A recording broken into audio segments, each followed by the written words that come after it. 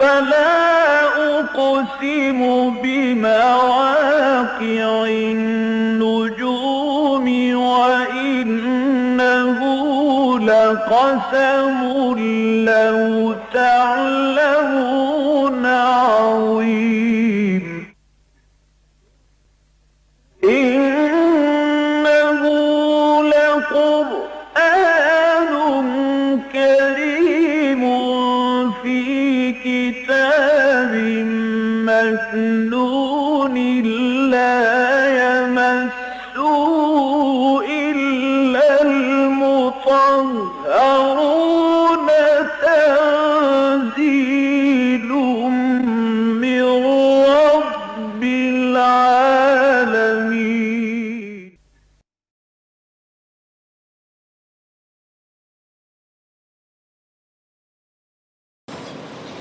اعوذ باللہ من الشیطان الرجیم بسم اللہ الرحمن الرحیم وما کان لمؤمن ان یقتل مؤمنا الا خطاء ومن قتل مؤمنا خطاء فتحریر رقبۃ مؤمنات ودیات مسلمات الی اہلہ الا ان یصدقوا فان کان من قوم عدو لکم وهو مؤمن فتحریر رقبۃ مؤمنات وان کان من قوم بینکم وبینہم میثاق ففدیۃ مسلمات الی اہلہ وتحریر رقبۃ مؤمنات فمن لم یجد فصیام الشہرین المتتابعین توبۃ من اللہ وکان اللہ علیما حکیما ومن یقتل مؤمنا متعمدا فجزاؤہ جہنم خالدا فیہا وغضب اللہ علیہ ولعنہ وأعد لہ عذابا عظیما یا ایہا الذین آمنوا اذا ضربتم فی سبیل اللہ فتبینوا ولا تقولوا لمن القى الیکم السلام لست مؤمنا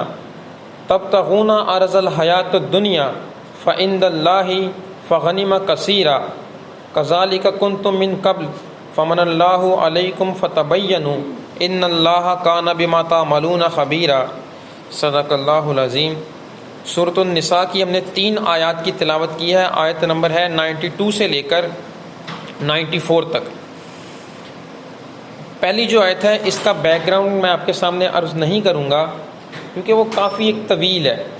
اگر آپ اس آیت کو ظاہری طور پر پڑھیں گے تو محسوس یہ کریں گے کہ یہ تو بڑے آسان الفاظ کے ساتھ اس کا ترجمہ لکھا ہوا ہے، لیکن یہ جو 2 آیات ہیں، آیت نمبر 92 اور آیت نمبر 93، یہ اپنے مفہوم کے لحاظ سے بہت زیادہ وسیع ہے۔ اس کے اوپر مفسرین نے، علماء نے بہت طویل قسم کی بحث کی ہے، بہت گہرے فقہی مسائل اس سے نکلتے ہیں۔ میں کوشش کروں گا کہ موٹی موٹی چیزیں آپ سب کے سامنے عرض کر سکوں۔ وما کان لمؤمن، کسی مومن کے لیے یہ جائز نہیں، کسی مومن کی یہ شان نہیں ہو سکتی ان یقتلا، کہ وہ قتل کر دے مومنن، کسی دوسرے مومن کو، کہ یہ جو حرکت ہے یہ کوئی مومن نہیں کر سکتا۔ اگر یہ وہ ایسی حرکت کر رہا ہے تو پھر اس بندے کو اپنے گریبان میں جھانک کر یہ دیکھ لینا چاہیے کہ میں ایمان والا ہوں بھی یا نہیں، کیونکہ اگر وہ ایمان والا ہے، اس کے سینے میں ایمان ہے، تو وہ یہ حرکت نہیں کر سکتا۔ ایسی حرکت اسی صورت میں کرے گا جب اس کے دل سے ایمان رخصت ہو چکا ہوگا۔ الا خطاء، سوائے اس کے کہ غلطی سے ہو، کہ جان بوجھ کر ایک مومن کسی دوسرے مومن کو قتل نہیں کر سکتا سوائے غلطی سے۔ اب غلطی کی مختلف صورتحال ہو سکتی ہیں، وہ علماء نے، فقہا نے لکھی ہیں۔ ایک غلطی تو یہ ہو سکتی ہے کہ میں کسی جانور کا نشانہ لگانا چاہ رہا ہوں، سامنے ہرن ہے، غلطی سے میرا نشانہ چوک کر وہاں قریب کسی آدمی کو لگ جائے اور وہ ہلاک ہو جائے۔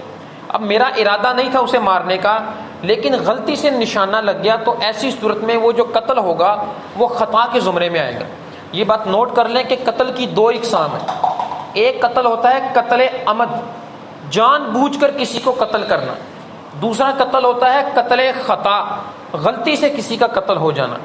اگر کوئی شخص کسی کو جان بوجھ کر قتل کرتا ہے تو اس کی سزا ہم سورۃ البقرہ کے اندر پڑھ چکے ہیں، کتب علیکم القصاص، تمہارے اوپر قصاص کو لازم کیا گیا ہے، اس کے بدلے اس کو قتل کیا جائے گا۔ دوسری صورتحال جو کہ اب ہم پڑھ رہے ہیں وہ ہے خطا کے زمرے میں، غلطی سے ہو گیا۔ تو پہلی صورتحال میں نے آپ کے سامنے عرض کر دی۔ دوسری صورتحال یہ ہو سکتی ہے کہ ایک بندے کا کسی دوسرے شخص سے لڑائی جھگڑا ہو رہا ہے، ہاتھا پائی ہو رہی ہے، اور اسے لگ یہ رہا ہے کہ میرا سامنے والا کافر ہے، اس کھاتے میں اسے مار رہا ہے، لیکن وہ ہے مسلمان، مغالطے میں اسے لگ رہا ہے کہ یہ کافر ہے، ایسی صورت میں اگر وہ بندہ قتل ہو جاتا ہے تو یہ بھی خطا کے زمرے میں آئے گا، کیونکہ اسے معلوم نہیں تھا کہ یہ پکا مسلمان ہے، اسے یہی تھا کہ یہ کافر ہے۔ تیسری صورتحال یہ ہو سکتی ہے کہ کوئی شخص بھاری وزن والا ہے، موٹا ہے، وہ بستر پر سویا ہوا ہے، کروٹ لی، ساتھ کوئی اور شخص تھا، وہ پتلا تھا، کمزور تھا، اس کے اوپر کروٹ لی اور وہ مر گیا، یا کروٹ لی، بستر سے نیچے گرا، نیچے والی سطح پر کوئی بندہ لیٹا ہوا تھا، اس کے اوپر گرا، وہ مر گیا، یہ صورتحال بھی خطا کے زمرے میں آئے گی، ایسا بھی اس نے جان بوجھ کر نہیں کیا۔ تو یہ جتنی بھی کنڈیشنز ہیں یہ ساری خطا کے زمرے میں آئیں گی۔ اگر غلطی سے قتل ہو گیا تو وہ بھی معاف نہیں ہے، اس کی بھی اللہ پاک نے ایک کنڈیشن بتا دی ہے کہ ایسی صورت میں کرنا کیا ہے۔ تو اللہ پاک فرما رہے ہیں کہ پہلی بات تو یہ کہ کوئی مسلمان کسی مسلمان کو جان بوجھ کر قتل نہیں کر سکتا، یہ اس کی شان نہیں ہے، اگر وہ کرے تو پھر وہ اپنا جائزہ لے لے کہ میں کھڑا کہاں پر ہوں۔ الا خطاء، سوائے کسی غلطی کے، خطا کے۔ ومن قتل، اور جو قتل کرے، مومنن، کسی مومن کو، خطاء، غلطی کے ساتھ، فتحریر رقبۃ مومنات، پھر اسے چاہیے کہ ایک فیمیل غلام حرہ کو آزاد کرے، یہ اس کے کفارے کی صورت میں ہوگا۔ ودیات، اور دیت دے، مسلمات الی اہلہ، اس کے اہل خانہ کو، گھر والوں کو۔ اب یہ لفظ دیت سمجھ لیں کیا ہے۔ دیت کہہ لیں آپ جرمانہ اردو میں، عربی میں نہیں، فدیہ اور چیز ہو جائے گی، دیت کہا جائے گا عربی میں جرمانے کے طور پر۔ اور یہ مختلف روایات ہیں، نبی علیہ السلام نے جو دیت کی رقم مقرر کی ہے وہ 100 اونٹ ہے، کہ اگر کسی نے کسی کو غلطی سے قتل کر دیا، خطا ہو گئی، تو پہلی کنڈیشنز تو یہ ہے کہ وہ اس بدلے ایک غلام کو آزاد کرے گا، اور وہ غلام مسلمان ہونا چاہیے۔ دوسری کنڈیشنز یہ ہے کہ وہ ایسی صورت میں 100 اونٹ خرید کر، جو کہ اچھے صحت مند اونٹ ہونے چاہیے، اس کے گھر والوں کے سپرد کرے گا۔ اب آپ اندازہ کر لیں کہ ایک اونٹ کی قیمت کتنی ہے۔ یہ ابھی بڑی عید گزری ہے، غالباً مجھے نہیں آئیڈیا، غالباً نہیں، 5 لاکھ سے اوپر ہے میرے خیال سے 3-3.5 لاکھ تقریباً اتنے کا اونٹ پڑے گا۔ اگر 3 لاکھ بھی ہم کوانٹٹی مان لیں تو 100 اونٹ تقریباً 3 کروڑ کے بنتے ہیں۔ یہ ایک سزا ہے اس کی جس نے غلطی سے قتل کر دیا۔ 3 کروڑ کے اونٹ خرید کر دینے پڑیں گے، اور ایک غلام کو آزاد کرنا پڑے گا۔ آج کل کیونکہ دور نہیں ہے غلام کو آزاد کرنے کا، تو دیت تو لاگو ہی ہوگی۔ الا ان یصدقوا، سوائے اس کے کہ اس کے اہل خانہ صدقہ کر دیں، معاف کر دیں۔ اگر وہ اپنی طور پر معاف کر دیں کہ ہم نے ارادہ نہیں تھا تمہارا قتل کرنے کا، ہمارا بندہ غلطی سے تم سے قتل ہو گیا، ہمیں تمہارے اونٹ نہیں چاہیے، ہمیں غلام بھی نہیں چاہیے، ہماری طرف سے تمہیں معافی ہے، تو ایسی صورت میں اس بندے کو معافی ہو جائے گی۔ لیکن اگر اس کے اہل خانہ معاف نہیں کرتے تو پھر اس بندے کو اور اس کی فیملی کو 100 اونٹ بھی دینے پڑیں گے، اور ان کو ایک غلام بھی آزاد کرنا پڑے گا۔ ایک بات اور نوٹ کر لیں، یہ جو دیت ہے نا، یہ صرف قتل کے معاملات تک محدود نہیں ہے۔ روایات میں یہ بھی آتا ہے کہ نبی علیہ السلام نے اہل یمن کو ایک خط لکھا تھا، اور اس خط میں یہ لکھا تھا کہ جو تم میں سے کسی کو قتل کرے اس کے لیے ایک غلام آزاد کرنا، اور اس کے لیے 100 اونٹوں کو دیت کے طور پر دینا فرض ہے۔ مزید الفاظ اس کے اندر یہ لکھے تھے کہ اگر تم میں سے کوئی کسی کی ناک کاٹ دیتا ہے، ایسی صورت میں بھی اس پر دیت لاگو ہو جائے گی۔ اگر کوئی کسی کی آنکھیں پھوڑ دیتا ہے دونوں، ایسی صورت میں بھی اس پر دیت لاگو ہو جائے گی، اور دیت سے مراد 100 اونٹ ہے، یہ نوٹ یاد رکھنا ہے آپ نے۔ اگر کوئی کسی کی آنکھ پھوڑ دیتا ہے، ایک آنکھ، تو آدھی دیت، دونوں ہاتھ کاٹ دیے یا دونوں ہاتھ توڑ دیے تب بھی پوری دیت۔ ایک ہاتھ کاٹا تو 50 اونٹ، ایک ٹانگ کاٹی 50 اونٹ، دونوں ٹانگیں کاٹ دیا، دونوں ٹانگیں توڑ دی، وہ بندہ معذور ہو گیا، ایسی صورت میں بھی 100 اونٹ، ایک کے بدلے 50 ہے۔ یہاں تک کہ اگر کسی کا دانت توڑ دیا تو 15 اونٹ اس کے کھاتے میں جائیں گے، اور اگر کسی 10 اونٹ کھائیں گے، دانت کے بدلے 10 ہیں، اور اگر کسی کی انگلی توڑ دی تو اس صورت میں 15 اونٹ جائیں گے۔ تو یہ قانون ہے۔ اب مفسرین کہتے ہیں کہ یہ روایات ضعیف ہیں، کچھ کہتے ہیں کہ نہیں یہ حدیث جو ہے، یہ خط جو ہے یہ بالکل درست ہے۔ زیادہ قول اس کے متعلق یہی ہے کہ یہ جو خط نبی علیہ السلام نے جاری کیا تھا یہ درست ہے، اس کی روایات موجود ہیں۔ تو نوٹ کرنے کی بات یہ ہے کہ ان معاملات کے اندر بھی دیت لاگو ہو جاتی ہے۔ اب ایک اور بات، امام شافعی کا قول یہ ہے کہ جو بندہ جان بوجھ کر کسی کو قتل کرے وہ بھی کفارہ ادا کر کے اپنی جان چھڑا سکتا ہے، لیکن امام اعظم ابو حنیفہ، امام مالک اور امام احمد بن حنبل ان تینوں کا قول یہ ہے کہ نہیں، جو بندہ جان بوجھ کر کسی کو مارتا ہے وہ کفارے کے طور پر چھوٹ نہیں سکتا، اس کا قصاص ہی لیا جائے گا۔ اب امام شافعی کے پاس بھی دلیل ہے، وہ کہتے ہیں کہ ایک مرتبہ کچھ صحابہ کرام نبی علیہ السلام کی خدمت میں حاضر ہوئے اور عرض کیا کہ ہمارا فلاں ساتھی ہے، اس کے اوپر قتل کی وجہ سے جہنم واجب ہو گئی ہے، اب بتائیں کیا کریں؟ تو نبی علیہ السلام نے فرمایا کہ اسے کہو کہ ایک غلام آزاد کرے، غلام کے جسم کا ہر حصہ اس کے جسم کو جہنم سے چھٹکارے کے لیے کافی ہو جائے گا۔ اب وہ یہ دلیل دیتے ہیں، لیکن دوسری دلیل جو تینوں امام دے رہے ہیں وہ بھی اپنی جگہ مضبوط ہے، اور وہ حدیث مسلم میں بھی ہے، بخاری میں بھی ہے، ابن ماجہ میں بھی ہے، نسائی میں بھی ہے، سنن نبی داؤد میں بھی ہے۔ وہ روایت یہ ہے کہ نبی علیہ السلام نے فرمایا کہ تم میں سے جو شخص اس حالت میں مرے کہ اس نے زندگی میں کبھی شرک نہ کیا ہو، زکوٰۃ کو اپنے مال میں سے پراپر طریقے سے ادا کیا ہو، اللہ کے احکامات کو سنا اور ان کو ادا کیا، تو ایسے شخص کے لیے جنت واجب ہو جائے گی۔ مزید الفاظ یہ فرمایا کہ 5 چیزیں ایسی ہیں جن کا کفارہ نہیں ہوتا، ان میں سے پہلی چیز یہ فرمائی کہ جس نے کسی کو قتل کیا اس کا کفارہ نہیں ہوتا۔ اب یہ دلیل بھی اپنی جگہ مضبوط ہے، اور دوسری وہ یہ دلیل کہتے ہیں کہ اگر ہم یہ قانون رائج کر دیں امام شافعی کے متعلق کہ چاہے جس نے جان بوجھ کر کیا چاہے جس نے غلطی سے کیا وہ کفارہ دے کر جان چھوٹ جائے گی، تو اس طریقے سے قتل کا دروازہ کھلے گا۔ جو امیر لوگ ہیں وہ جان بوجھ کر قتل کریں گے اور کفارہ دے کر چھوٹ جائیں گے، پھر اگلا بندہ ماریں گے کفارہ دے کر چھوٹ جائیں گے۔ تو کہتے ہیں کہ جس نے جان بوجھ کر کیا اس کے اوپر قصاص لازم ہے، کتب علیکم القصاص، قصاص کو تمہارے لیے لازم قرار دیا گیا، اور اس سے معاشرے کے اندر قتل و غارت کے دروازے بند ہوں گے۔ الا ان یصدقوا، سوائے اس کے کہ اس کے گھر والے صدقہ کر دیں، معاف کر دیں، تو صورتحال اور ہوگی۔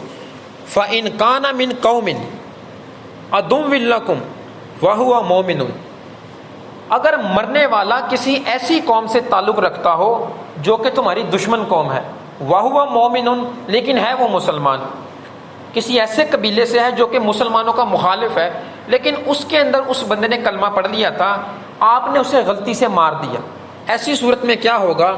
فَتَحْرِيرُ رَقَبَةٍ مُؤْمِنَاتٍ، صرف ایک غلام آزاد کرنا ہے، ان کو پھر پیسے نہیں دینے، ان کو اونٹ نہیں دینا۔ کیوں؟ کیونکہ اگر آپ مال دے رہے ہو تو وہ مسلمانوں کا حق ہے، ان کا بندہ مرا، ان کو آپ نے 100 اونٹ دیے، تو ایسی صورت میں ان کے ہاتھ مزید مضبوط ہوں گے، ان کے پاس مال و متاع پہنچے گا، وہ اس مال و متاع کو تمہارے لیے خلاف استعمال کریں گے، تو ان کو یہ چیز نہیں دینی۔ اس ایسی صورت میں صرف تم نے ایک غلام آزاد کرنا ہے۔ ایک اور بات نوٹ کر لیں، اگر اونٹ دستیاب نہ ہو، شارٹ ہو گئے ہیں مارکیٹ سے، قلت ہو گئی ہے، تو ایسی صورت میں نقد رقم بھی دی جا سکتی ہے، اور وہ نقد رقم جو ہے درہم میں بات کریں تو 1200 درہم، دینار کے لحاظ سے بات کریں تو 1000 دینار، اور یہ دونوں دینے ہیں، 1000 دینار بھی دیے جائیں گے اور 1200 درہم بھی دیے جائیں گے۔ اس کے متعلق بھی 2 رائے ہیں۔ امام احمد کہتے ہیں کہ 1200 درہم دینے ہیں 1000 دینار کے ساتھ۔ امام ابو حنیفہ کا قول یہ ہے کہ نہیں، دونوں 1000۔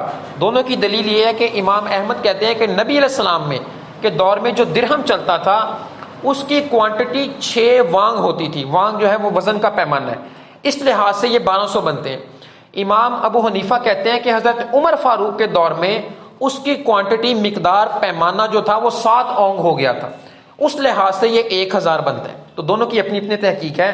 1000 درہم بھی آپ کو دینے ہیں اور 1000 دینار بھی دینے ہیں اگر امام ابو حنیفہ کے قول کو فالو کریں، اور اگر امام احمد کے قول کو فالو کریں تو پھر 1200 درہم لگیں گے نقد اور 1000 دینار لگے گا۔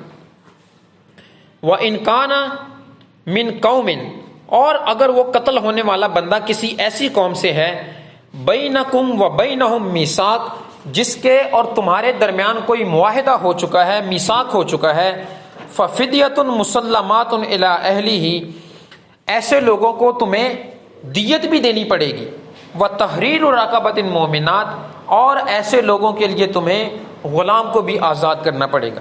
فمن لم یجد فصیام شہرین متتابعین، تو اگر تم میں طاقت نہ ہو غلام آزاد کرنے کی اور تم میں طاقت نہ ہو دیت دینے کی، تو اللہ نے ایک اور آلٹرنیٹ رکھا ہے۔ وہ آلٹرنیٹ یہ ہے، شہرین متتابعین، مسلسل 2 مہینوں کے روزے رکھو، مسلسل 2 مہینوں کے، درمیان میں کوئی بریک لگی تو وہ گنتی شروع سے گنی جائے گی۔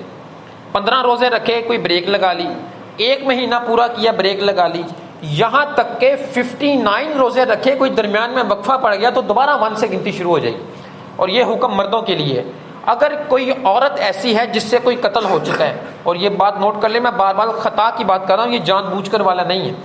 اگر کسی عورت سے خطا سے قتل ہو گیا ہے اور وہ اونٹ نہیں دے پاتی، غلام آزاد کرنے کی اس میں طاقت نہیں ہے، تو وہ بھی یہ 2 مہینے کے مسلسل روزے رکھے گی۔ اب کیونکہ عورت جسمانی طور پر مرد کے لحاظ سے مختلف ہے، تو علماء کہتے ہیں کہ جو ایام عورت کے لیے مخصوص ہیں ان کے اندر اس عورت کو رخصت ہوگی، وہ پھر نئے سرے سے گنتی نہیں کرے گی، ان ایام کو چھوڑ کے وہ اپنی گنتی کو آگے کنٹینیو کرے گی اور 2 مہینے کے مسلسل روزوں کو وہ رکھے گی۔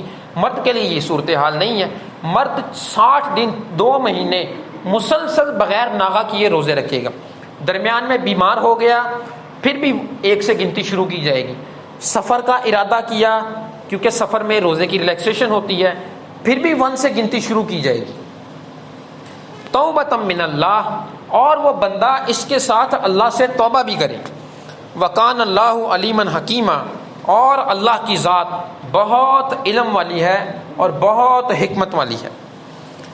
ومن یقتل، اور جو قتل کرے، مومنن، کسی مومن کو، متعمدن، جان بوجھ کر، یہ دوسری کنڈیشن، فجزاؤہ جہنم، تو ایسے بندے کی جو جزا ہے، ایسے بندے کا جو بدلہ ہے وہ جہنم ہے، خالدن فیہا، بہت دیر تک اس میں رہے گا۔ دوسرا ترجمہ خالدن ہمیشہ کے لفظ میں بھی استعمال ہوتا ہے، ہمیشہ ہمیشہ اس کے اندر رہے گا۔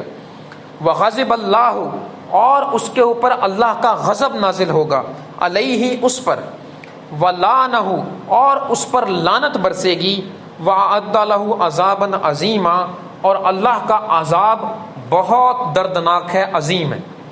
آخری آیت ہے ہمارے سبق کی، یا ایھا الذین آمنوا، اے ایمان والو، اذا ضربتم، جب تم سفر کا ارادہ کرو، فی سبیل اللہ، اللہ کے راستے میں، فتبینوا، تو تحقیق کر لیا کرو۔ اب اس کے متعلق روایات یہ ہیں کہ صحابہ اکرام کی ایک جماعت دستے کی صورت میں کسی قوم کے اوپر اٹیک کرنے جا رہی تھی، کافروں کی قوم تھی۔ راستے کے اندر ان کو ایک آدمی نظر آیا، وہ بکریوں کو چرا رہا تھا۔ اس آدمی کا تعلق اسی قوم سے تھا جس پر اٹیک ہونا تھا۔ اس آدمی نے دیکھا کہ مسلمانوں کا دستہ آ رہا ہے، اس نے ان کو دیکھ کر کہا کہ السلام علیکم یا اصحابی، اے صحابہ تمہارے اوپر سلامتی ہو۔ انہوں نے دیکھا کہ یہ بندہ اس قوم سے تعلق رکھتا ہے جس پر ہم اٹیک کرنے جا رہے ہیں، ہے یہ کافر قوم سے، اس نے اپنی جان بچانے کے لیے ہمیں سلام کیا ہے، اپنے مسلمان ہونے کا دعویٰ کیا۔ انہوں نے اس کو پکڑا، اس کو مارا اور قتل کر دیا، اور اس کے پاس جو بکریاں تھیں وہ غنیمت کے طور پر اپنے پاس رکھ لی۔ یہ آپ کو نوٹ کروا دوں کہ اس طرح کی بہت سی روایات آپ کو تفسیر کی کتابوں میں مل جائیں گی، ان میں سے میں آپ کے سامنے صرف ایک عرض کر رہا ہوں۔ اس کو قتل کر کے اس کی بکریوں کو قبضہ کر لیا، بعد میں اس قوم کے اوپر اٹیک کیا، کرا کے جب نبی علیہ السلام تک یہ بات پہنچی کہ ہم لوگ اس طرح راستے میں تھے اور ہم نے اس طرح بندے کو مار دیا، تو مفسرین کہتے ہیں کہ یہ آیت اس معاملے پر نازل ہوئی۔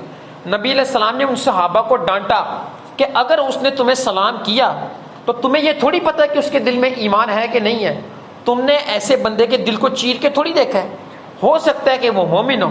تو ایسے موقع پر اللہ پاک نے یہ آیات نازل کی کہ جب تم سفر کے اندر ہو تو اچھی تحقیق کر لیا کرو۔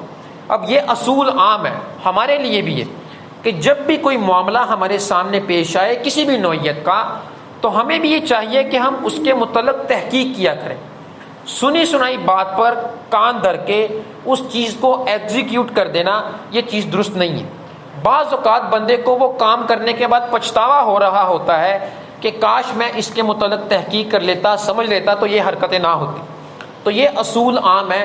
اب اسی پس منظر کو ذہن میں رکھتے ہوئے آیت پر آئیے، یا ایھا الذین آمنو، اے ایمان والو، اذا ضربتم، جب تم سفر پہ نکلو، فی سبیل اللہ، اللہ کے راستے میں، فتبینوا، تو تحقیق کیا کرو، ولا تقولوا، اور مت کہا کرو، لمن القی الیکم السلام لستم مومنا، جو تمہیں سلام کہے اسے کافر، اسے یہ نہ کہو کہ تم مومن نہیں ہو، وہ مومن ہی ہے، تمہیں کیا پتا کہ اس کے دل کے اندر ایمان ہے کہ نہیں ہے، اس کا اور اس کے خدا کا معاملہ ہے، تو ایسے بندے کو تم نہ چھیڑو۔